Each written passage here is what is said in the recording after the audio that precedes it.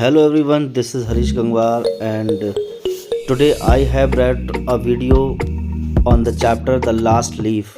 Last leaf chapter जो आपको UP board के मोमेंट्स बुक में देखने को मिलता है सप्लीमेंट्री में चैप्टर 7, उसके बारे में बात करेंगे। साथ ही साथ ये स्टोरी कुछ दूसरे बोर्ड्स में भी मिलती है और बीए में भी आपको देखने को मिलती है, बीए फर्स्ट ईयर में। तो बहुत ही इंटरेस्टिंग कहानी है, बड़े ध्यान के साथ इसे सुनेंगे डिटेल में और कम समय में आपको समझाने की कोशिश करूंगा। ये कहानी लिखी गई है ओ हेनरी के द्वारा, तो थोड़ा मैं आपको ओ हेनरी के बारे में बताता चलता हूँ। ये हैं ओ हेनरी जो बहुत ही अच्छी कहानियाँ लिखते हैं, शॉर्ट स्टोरीज के लिए फेमस हैं। इन्होंने कुछ दूसरी चीज़ें भी लिखी हैं, पोइट्री भी लिखी है, एसेज भी लिखे हैं, लेकिन सबसे ज़्यादा फेमस है अपनी स्टोरीज़ के लिए। ठीक है, ये उनका एक पोर्ट्रेट पिक्चर है जो मुझे में आपको दिखाई दे रहा है पुराना, और ये उनके बाद का पिक्चर है जो आपको राइट साइड में दिख रहा है। और इनके बारे में बात करते हैं तो इनका जो असली नाम है वो है William Sidney Porter. O Henry इनका पेन नेम है, यानी जिस नाम के द्वारा वो कहानियाँ लिखा करते थे। इनका जन्म हुआ 11 सितंबर 1862 को और नॉर्थ कैरोलिना में, यूएसए में, यूनाइटेड स्टेट्स ऑफ अमेरिका में। इनकी मृत्यु हुई थी 1910 में, 5 जून 1910 में, और ये अमेरिका में ही इनकी मृत्यु हुई थी। उसके बाद कहानी को आगे लेकर चलते हैं। कहानी को आगे बढ़ाने से पहले मैं सभी लोगों से रिक्वेस्ट करना चाहूँगा कि जिन लोगों ने अभी तक चैनल को सब्सक्राइब नहीं किया है वो प्लीज़ चैनल को सब्सक्राइब करें, बेल आइकन को प्रेस करें और बने रहें चैनल के साथ। तो कहानी की बात करते हैं तो इसमें आपको 2 लड़कियाँ दिखाई दे रही हैं, जिसमें एक का नाम है स्यू और एक का नाम है जॉन्सी। ठीक है, तो जॉन्सी होती है वो बीमार होती है न्यूमोनिया के कारण, यानी सर्दी लग जाने के कारण, और स्यू उसकी फ्रेंड वो उसकी देखभाल करती है और उसके लिए चिंतित रहती है। तो समस्या क्या है, जो आपको जॉन्सी बेड पे दिख रही है ये विंडो के बाहर देखती रहती है। विंडो के बाहर एक बेल लगी हुई है, जैसे लौकी तुरई की बेल ऊपर चढ़ जाती है दीवार पर, तो वो एक दूसरी बिल्डिंग पर विंडो के सामने से दिखाई देती थी।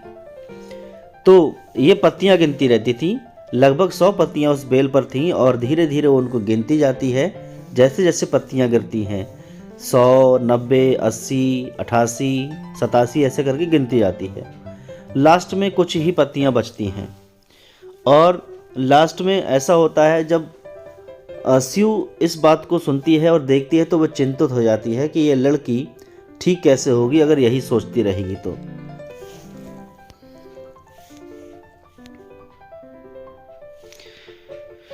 उसके बाद स्यू को बड़ी चिंता होती है और वो उसका मन ठीक करने की कोशिश करती है। तो वो कहती है, जॉन्सी एक बात समझना कि तुम चुपचाप बैठे रहो और मुझे पेंटिंग करनी है, क्योंकि अगर हम पेंटिंग करेंगे तो हमें थोड़ा पैसा मिलेगा और हम लोगों की लाइफ ठीक ठाक चलती रहेगी और तुम्हारा ट्रीटमेंट भी होगा। तो इसलिए स्यू अपने ब्रशेज़ और पेंट बोर्ड लेकर आ जाती है वहाँ पर और वो पेंटिंग करने लगती है।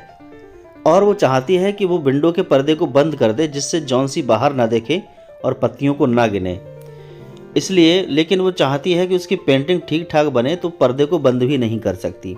तो इसलिए जॉन्सी से कहती है, जॉन्सी ठीक चुपचाप लेटे रहना और बाहर मत देखना, और मैं पर्दा नहीं बंद कर सकती क्योंकि मुझे पेंटिंग करनी है। कुछ समय बाद जॉन्सी के लिए सूप लेकर आती है और कहती है, ये सूप पी लो और जिससे तुम्हारी तबीयत ठीक होने लगेगी।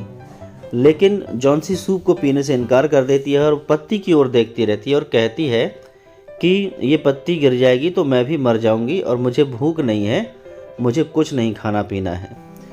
स्यू बहुत ज़्यादा चिंतित हो जाती है और जॉन्सी को कैसे ठीक किया जाए। डॉक्टर भी आता था और डॉक्टर ने स्यू को ये बताया कि जॉन्सी के मन में ये है कि वो जीना ही नहीं चाहती है। अगर उसके अंदर जीने की इच्छा होगी तभी वह जिएगी और ठीक होगी, वरना नहीं होगी। तो स्यू अपने समाधान के लिए बैरमन नाम के व्यक्ति के पास जाती है, जो कि उनसे ऊपर वाली बिल्डिंग पर रहता था, 3री मंजिल पर। ये लोग ग्राउंड फ्लोर पर रहते थे और वो 3री मंजिल पर रहता था, उससे अपनी चिंता प्रकट करने के लिए। लेकिन स्यू जॉन्सी से ये कहकर जाती है कि मैं ऊपर जा रही हूँ, मुझे पेंटिंग करनी है और बैरमन को मैं एक मॉडल के रूप में, यानी खान में काम करने वाले व्यक्ति के रूप में सामने रखूँगी और अपनी पेंटिंग करूँगी। लेकिन दरअसल वह जॉन्सी के बारे में बात करने के लिए ऊपर जाती है। तो सू बैरमन को जाकर सब कुछ बताती है। बैरमन एक 60 साल का व्यक्ति होता है और वो भी एक पेंटर होता है। वो अपने लाइफ में एक मास्टरपीस बनाना चाहता है, यानी जिसको सब लोग मरते दम तक याद रखें, एक ऐसा चित्र बनाना चाहता है। तो सू की बात सुनने के बाद बैरमन अपना कुछ सामान तैयार कर लेता है, शायद वो कुछ करने वाला होता है। उसके बाद क्या होता है, शाम को जब एक ही पत्ती रह जाती है और जॉन्सी विंडो की तरफ देखती रहती है और शाम के समय वो सोचती है कि जब ये पत्ती गिरेगी तो मैं भी मर जाऊंगी। लेकिन होता क्या है, जब वह सुबह को जागती है और सुबह को देखती है कि रात में भारी भयंकर बारिश और तूफान के बाद भी पत्ती नहीं गिरी थी, तो उसने कहा अभी नहीं गिरी है तो लगभग शाम तक या कल तक तो गिरी जाएगी। लेकिन वो पत्ती कभी गिरी ही नहीं और धीरे धीरे जॉन्सी की हालत में सुधार आने लगा, उसका स्वास्थ्य ठीक होने लगा, वो खाने पीने लगी, यानी लगभग वो पूरी तरह स्वस्थ होने लगी थी और डॉक्टर ने भी कहा कि जॉन्सी अब अच्छी हो जाएगी।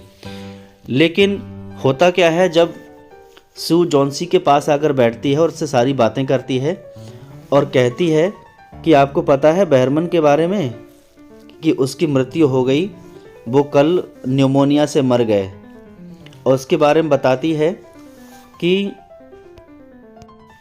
बैरमन ने बारिश और तूफान में रात के समय में लालटेन लेकर आखिरी पत्ती गिर जाने के बाद दीवार पर एक ऐसी पत्ती को पेंट किया था जो असली पत्ती के जैसी दिखाई दे रही थी।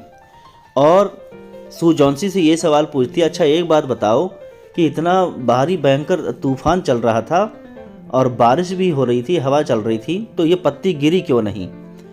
तो जॉन्सी सवाल का उत्तर नहीं दे पाती है। तो सू बोलती है ऐसा इसलिए था क्योंकि वह उसका बैरमन का मास्टरपीस है, यानी ये बैरमन के द्वारा बनाया गया एक चित्र है पत्ती का जो तुम्हें एकदम सजीव पत्ती की तरह लग रहा है।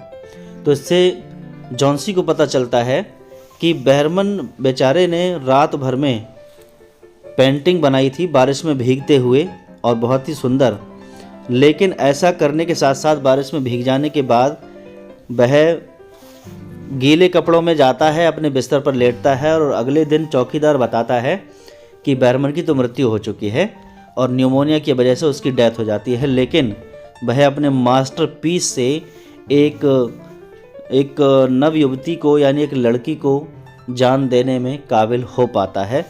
तो ये कहानी थी बहुत ही इंटरेस्टिंग और रोचक, जिसमें बैरमन अपनी जान देकर पेंटिंग को करके एक लड़की की यानी जॉन्सी की जान बचाता है। कहानी आपको कैसी लगी इसके बारे में ज़रूर बताएं, कमेंट्स में लिखें। वीडियो को जितना हो सके सब्सक्राइब शेयर करें फ्रेंड्स के साथ, अपने व्हाट्सएप स्टेटस पर या फेसबुक स्टोरी पे, इंस्टाग्राम पर। Thanks for watching this video. Have a wonderful time.